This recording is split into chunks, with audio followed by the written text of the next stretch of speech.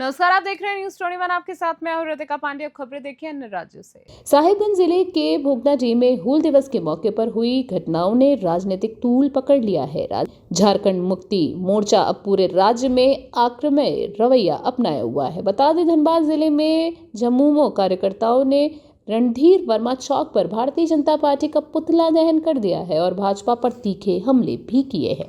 झमुमो नेताओं ने कहा है कि यह घटना कोई संयोग नहीं बल्कि सोची समझी साजिश का हिस्सा है। उनका कहना है कि भाजपा देश को लूट रही है और अब आदिवासी समाज को आपस में लड़ाने की चाल चल रही है। नेताओं ने कहा है कि हूल दिवस जैसे ऐतिहासिक अवसर पर माहौल बिगाड़ने की कोशिश कर भाजपा ने अपनी मानसिकता उजागर कर दी है। उन्होंने चेतावनी दी है कि झमामो चुप नहीं बैठेगा और हर मन से इस साजिश का विरोध करेगा। धनबाद से सिंधु कुमार की रिपोर्ट। आप लोग पुतला दहन कर रहे हैं, क्या आक्रोश है? देखिए, भाजपा के द्वारा जिस प्रकार से हमारे झारखंड के वीर शहीदों का अपमान किया जा रहा है, क्योंकि भोगनाडीह एक धार्मिक स्थल के रूप में जाना जाता है। 30 जून को हम लोग हूल दिवस के रूप में मनाते हैं और उस पवित्र दिन को बिल्कुल धार्मिक रूप से हम लोग मनाते हैं, एक त्योहार की तरह। और उस दिन माहौल पूरा बिगाड़ने का जो षड्यंत्र किया गया भारतीय जनता पार्टी के द्वारा, वहाँ पे मंडल मुर्मू को मोहरा की तरह इस्तेमाल करते हुए मंडल मुर्मू को मोहरा की तरह इस्तेमाल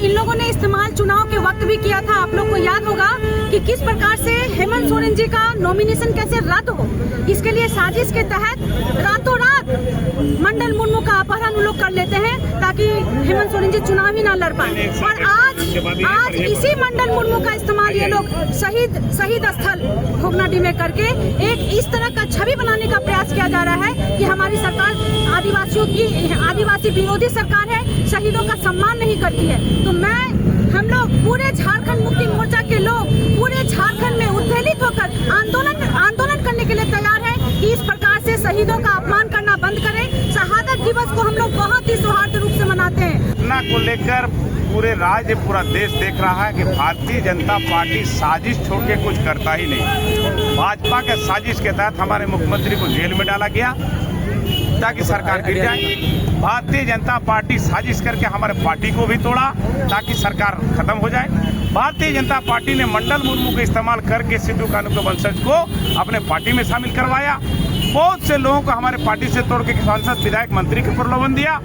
और आज भाजपा जब विफल हो गई तमाम चीजों पर, तो भाजपा सीधे संताल को टारगेट किया, आदिवासी को लड़ाने का। गिरिराज सिंह जी कभी कुछ बोलते हैं, वो कुछ बोलते हैं, ये कुछ बोलते हैं। इन लोगों ने 18 साल झारखंड में राज किया।